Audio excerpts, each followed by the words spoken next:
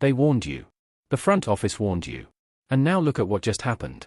The Cleveland Browns skipped Alabama's pro day entirely. No Andrew Barry, no Todd Monken, nobody from the decision-making tier of the organization was in Tuscaloosa when Ty Simpson took the field. This was not a scheduling conflict. This was not an oversight buried in a packed calendar. This was a message delivered without a single word being spoken, and the NFL world is still processing what it means. For months, a vocal segment of analysts, fans, and media personalities have pushed every imaginable alternative to Shedeur Sanders. They floated trade rumors, hyped up late-round quarterbacks, pointed to injury-prone prospects, and constructed elaborate arguments about why Cleveland should look anywhere but at the son of Deion Sanders. The anybody but Shedeur movement had momentum, had noise, and for a while, had the appearance of a legitimate counter-narrative. But what unfolded this week didn't just complicate that movement, it dismantled it.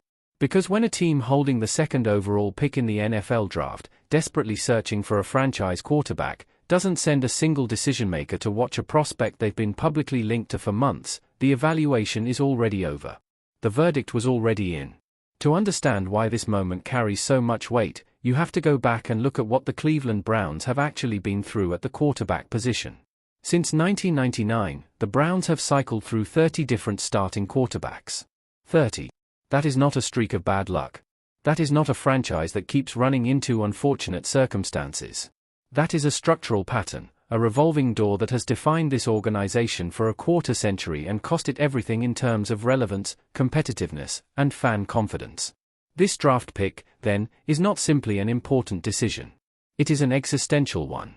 3 men sit at the top of Cleveland's decision-making structure, and each of them carries personal stakes in this selection that go beyond team loyalty. Jimmy Haslam, 70 years old, has owned the Browns since 2012. He has watched rebuild after rebuild, promise after promise, and he is not in a position to wait through another multi-year quarterback development arc. Todd Monken enters his first year as head coach of this franchise. First-year coaches in the NFL do not receive grace periods. They need functional quarterbacks and they need them immediately, not a project still discovering himself in year 2 of a steep learning curve. Andrew Barry is in his 6th year as general manager, and in the NFL, no single position ends a GM's tenure faster than a missed quarterback evaluation. He cannot afford to be wrong here. All 3 men are aligned around one central requirement: they do not need upside that might materialize someday. They need a floor. They need someone who can walk into Cleveland and play competent, winning football from week 1. Now let's talk about what actually happened at Alabama's pro day, because the details matter. Ty Simpson was on the field. Cameras were rolling. Scouts from across the league were present, evaluating every throw, every footwork pattern, every rep, and the Cleveland Browns? Nowhere to be found. Not the GM. Not the head coach. Not the owner. The team holding the second pick in the entire draft, a team that has been starving for a franchise quarterback for 25 years, did not send anyone who matters to watch a quarterback they had supposedly been heavily considering. Compare that to the Ohio State Pro Day, which took place the same day. Cleveland did send representatives, but executive assistants, not decision-makers. Staff-level attendance versus top-brass attendance is not the same thing, and anyone who works in professional sports evaluation understands the difference immediately. Here is why this is significant. When you hold the second overall pick and you are in genuine quarterback uncertainty, you attend everything. You fly to every campus. You shake every hand. You sit in every film room. You watch every single throw from every player on your radar, because the cost of missing your franchise quarterback is catastrophic and careers never recover from it. Teams don't skip pro days for quarterbacks they are legitimately weighing at the top of the board. They skip pro days for quarterbacks they have already eliminated.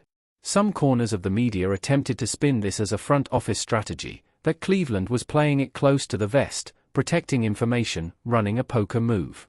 That explanation does not hold up. Teams picking second overall do not gain anything by being mysterious. There is no leverage to protect, no trade position to obscure with misdirection at a pro day. Skipping Tuscaloosa at this stage of the process, for a player who had been connected to Cleveland for months, is not a chess move. It is a verdict. Before dismissing Ty Simpson entirely, the honest evaluation has to include what he actually brings. He has good size. He has a strong arm. He played in the SEC. He comes from a football family with serious pedigree. These are real traits, and scouts put genuine value on all of them.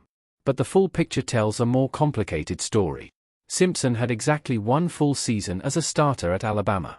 1. He sat behind Jalen Milroe for 2 years, and if his talent was at the level being suggested by his most aggressive supporters, that competition should not have lasted that long.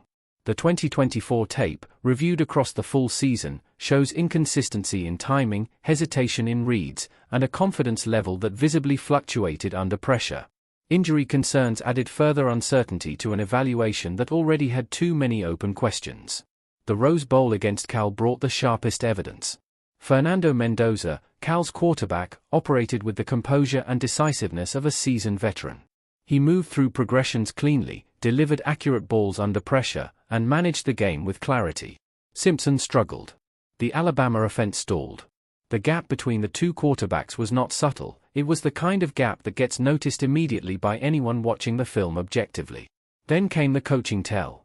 When reporters asked Alabama head coach Kalen DeBoer directly, "Can Ty Simpson walk in on day one and be the answer for the Cleveland Browns?"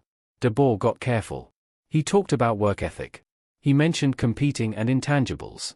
He did not say yes. He did not stamp it. For reference, when Dabo Swinney was asked about Deshaun Watson coming out of Clemson, Swinney called him the Michael Jordan of football. That is what genuine conviction from a head coach sounds like. DeBoer gave Cleveland something measurably different. When a coach believes in their quarterback, they don't hedge. Now run through the list of every name that anybody but Shedeur crowd threw into the conversation this offseason, because the receipts are all there. Malik Willis couldn't lock down a starting job over Ryan Tannehill in Tennessee. The Browns passed. Kyler Murray trade rumors surfaced and circulated, no call, no movement, complete silence from Cleveland's end. Anthony Richardson offers elite athleticism paired with a 44% completion rate at Florida and an injury history that already showed up in his brief NFL time. Cleveland passed without hesitation. Kirk Cousins and Tua Tagovailoa, every time a rumor appeared, Andrew Barry's response was functionally the same, not interested. Then came the 2026 Fernando Mendoza plan, the idea that Cleveland should deliberately tank the upcoming season to position itself for next year's draft. Betting on your own season's failure before a single game has been played is not a strategy, it is self-sabotage, and the players inside that locker room can feel that energy the moment it enters the building. And finally, at the end of the list, Ty Simpson, the last card the opposition held. It just got quietly folded in Tuscaloosa. The pattern across all of these names is worth noting. Every time a new alternative surfaced, the hype volume increased and the evaluation standards quietly came down. The one constant throughout every iteration of this off-season conversation was that none of those players are Shedeur Sanders. And the unavoidable question becomes, why do the goalposts keep moving? If this were purely a football evaluation discussion, it would not require this much recalibration. The resistance to Shedeur Sanders has included some fair points, and they deserve honest engagement rather than dismissal. Deion Sanders being in the picture raises legitimate questions about how outside influence and media attention could affect a locker room dynamic. The Colorado offensive line was a documented problem that shows up clearly on tape. The level of competition in the Big 12 is a fair evaluation point that scouts weigh appropriately. But here is the challenge with each of those concerns: every prospect in every draft class carries red flags. Cam Ward played at Washington State and Miami, not programs historically associated with churning out reliable NFL quarterbacks. Travis Hunter's dual-position role raises real questions about where he lines up and how his body holds up under the demands of a full NFL season. No prospect in this draft, or any draft, arrives without legitimate concerns attached. When a harsher, more detailed microscope gets applied exclusively to one prospect, while players with less production and more uncertainty get the benefit of the doubt, that is no longer objective evaluation. That is preference overriding evidence. The pattern in the coverage of Shedeur Sanders this offseason has been consistent enough that it is worth observing plainly, without accusation. So what does Shedeur Sanders' actual football resume say? 3 years as a starter. Over 10,000 passing yards. 88 touchdowns against just 25 interceptions. A 70.6% completion rate.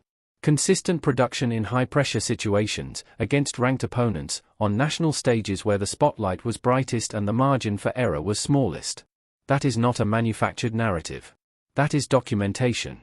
Those numbers exist in the record books and they do not move based on how the conversation shifts around them. The offensive line concern at Colorado is real, but it is also Andrew Barry's job to fix. That is what the rest of the draft exists for. No franchise in NFL history has waited for perfect infrastructure before drafting their quarterback. You draft the quarterback and then you construct the walls around him.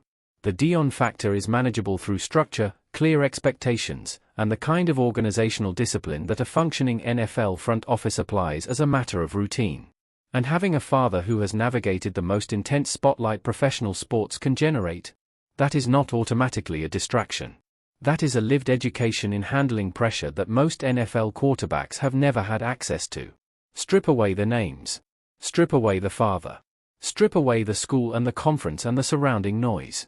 Look at the pure football comparison between Shedeur Sanders and any alternative thrown into this off-season conversation. The conclusion comes out the same direction every single time. Andrew Barry did not skip Alabama's pro day because he is playing games with the media. He skipped it because the evaluation was finished. This decision was not made the morning of pro day. This was locked in weeks ago, possibly longer, and everything since, the rumors, the debates, the parade of alternatives, has been external noise chasing an internal conclusion that was already reached inside the Browns building. The Tennessee Titans are expected to select Travis Hunter with the first overall pick, which places Cleveland on the clock with a choice that the organization has already made. The owner, the head coach, and the general manager are not debating anymore. They are preparing. The room is aligned. The flag has been planted. April 24th is coming. Roger Goodell will step to the podium. And when that pick gets announced, every argument, every alternative, every what about scenario that has been constructed over the past several months disappears. The only thing that will matter from that moment forward is what happens on the field in Cleveland. For 25 years, Browns fans have watched 30 different quarterbacks walk through the door with hope attached and walk out with nothing but more frustration behind them. The carousel has spun so long that a generation of fans has grown up accepting instability at the most important position in professional sports as simply part of what it means to follow this franchise. The front office, by every available signal, has decided that ends here. Shedeur Sanders is going to be the Cleveland Browns quarterback. The anybody but Shedeur crowd is out of alternatives, out of arguments, and out of time. April 24th ends the debate. If this breakdown gave you the full picture that the mainstream coverage has been missing, hit that like button. It genuinely helps more people find this conversation and keeps independent NFL analysis alive on this platform.